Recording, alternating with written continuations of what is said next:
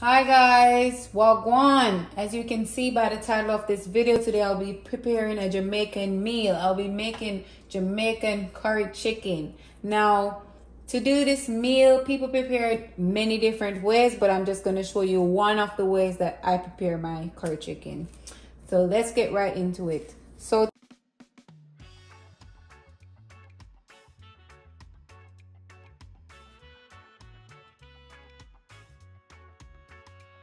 today I have some leg and thigh quarters. I already washed them in water and vinegar, and I'm just going to go ahead and season it. To season it, I'm going to be using some curry powder, all-purpose powder, black pepper, a dash of ginger, some salt, and I added a little paprika to mine because I do not have any chicken season. So this is my combination of dry seasonings that I'm going to be using today. So I'm going to go ahead and sprinkle it all over my chicken. And I'll leave below in the description the measurements to use. So after I added that, I'm going to go ahead and add in some scallions,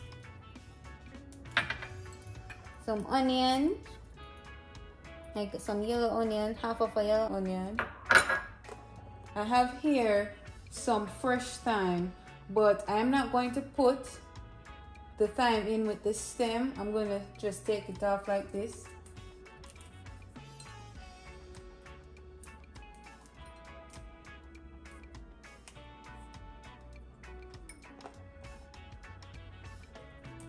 Also with this dish, we normally eat it with white rice, or some people eat it with dumpling. I have some jasmine white rice cooking here in my rice cooker. So at the end, that's what I'll be serving my curry chicken up with. And I also have over here some green bell peppers that I'm going to be adding. The only thing I'm missing right here that we definitely normally always use in Jamaica is some hot scotch bonnet pepper, because curry, it just hits different when you have some pepper in it.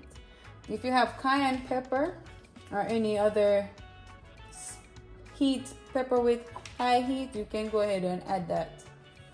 I also have some carrots, but I'm not going to put any carrot in as yet.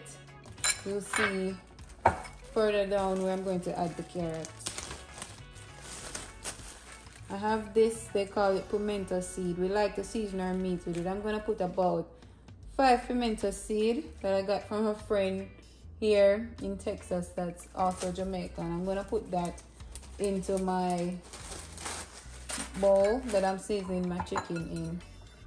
So far, this is what it looks like. This is what we have.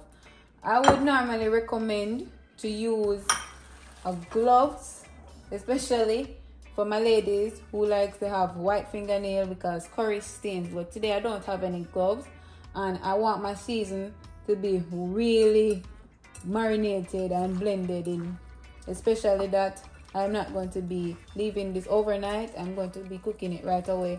So I'm going ahead with my hand just to mix all the seasoning. So this is what it looks like right now. Beautiful, beautiful color. Then I'm going to go ahead and turn my stove on to medium high heat, because we don't want it too hot, because we want to burn the curry just to get all the spices, the flavor from the spice. Just gonna wash my hands so I can add some oil to my skillet, and then leave it for about a minute before I add in my curry to burn. Now that my pot is heated up, I'm going to go ahead and add some oil. About a tablespoon or a teaspoon, depending on how much chicken you'll be preparing. Especially if you still have the skin remaining on your chicken, it will spring its own oil, so you don't need to add too much oil to the skillet. Seasoning my curry. Now I'm going to go ahead and add some curry powder into my skillet just so it burns for a few minutes. About a teaspoon will do.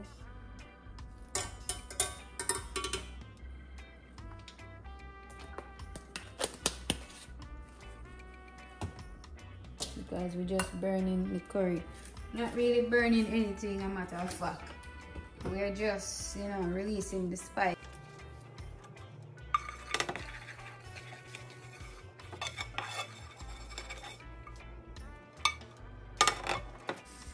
I'm adding my chicken into my skillet after burning my curry. But I'm shaking off the seasoning, like the onions and garlic and pepper that I added to it earlier. Sometimes everything won't come off, but you still want to make sure that as much as possible comes off. I'm just doing this for my curry to get some color. And like I said, everybody does their curry different ways. You don't necessarily have to do this step. You could have put all your chicken in and cover it up and let it cook anywhere between 25 to 30 minutes. And your curry will be finished. But I like to burn my curry.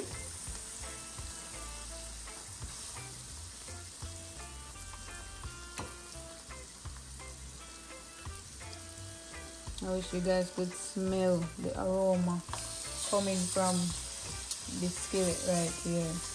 And you don't really want to crowd the pot also,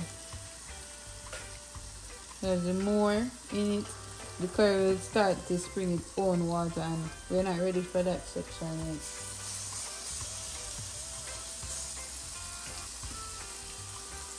yet. I'm just going to let those few pieces get some color before I go in with the rest in my curry pieces. You just want to do this till it has your desired color.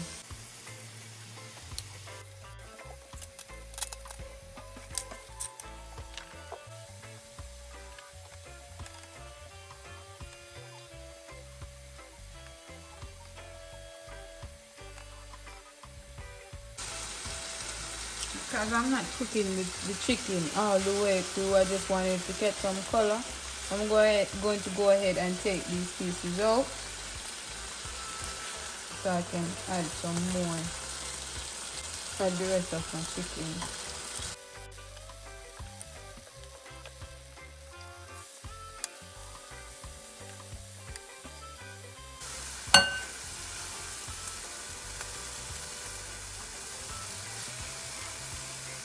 Sometimes a few pieces of the seasoning will catch on to it, but that can miss out either. You just take it back out or leave it. It's up to you.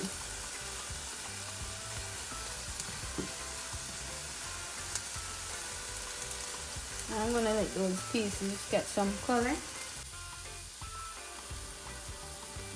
Nice curry color. Yeah. So meanwhile that is getting some color, I'm gonna go in over here. I have a medium-sized potato. I'm just going to use my potato peeler just to speed up the process.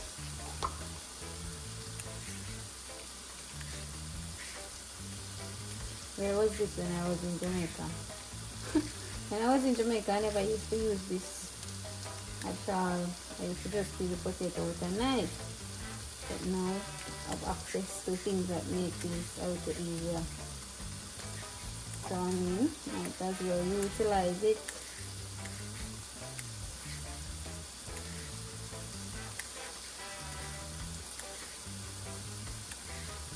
This is the only thing I did not prep ahead because the potato itself will change color.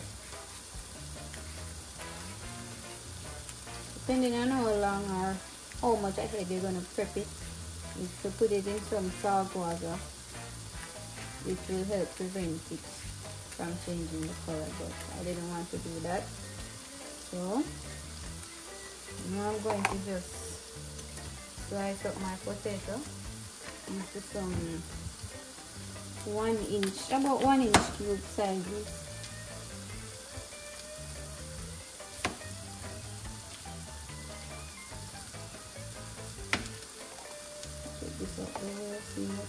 garnish with it.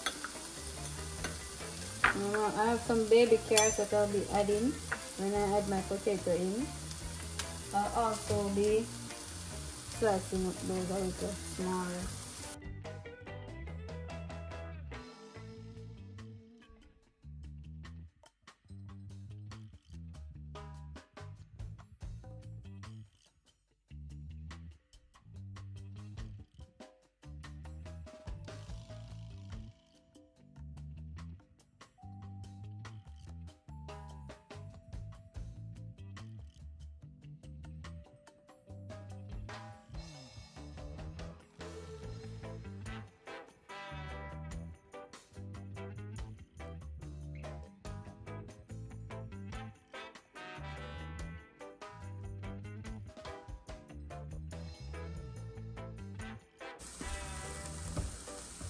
And now that my seasoning has been in my skillet for a few minutes, I'm just going to go ahead and add my curry back to my pot.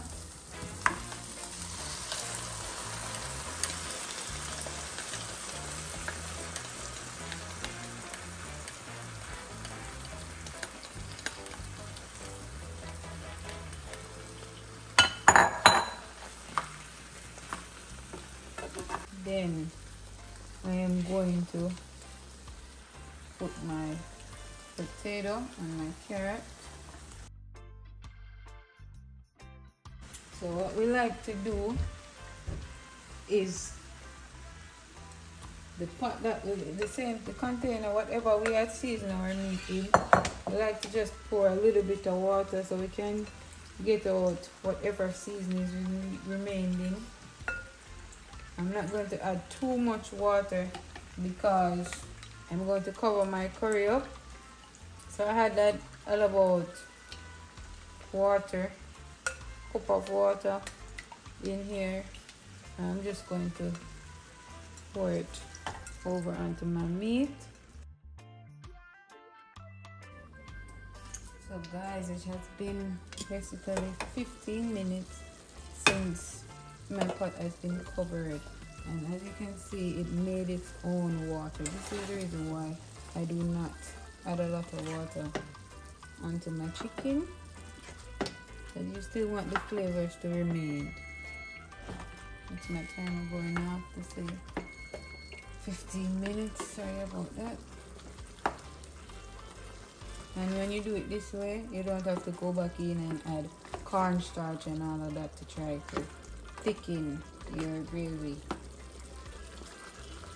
I'm just giving my pot a stir, and then I'm just gonna go in with a fork just to test my potatoes. This is what I do whenever my potato is ready. My food is ready.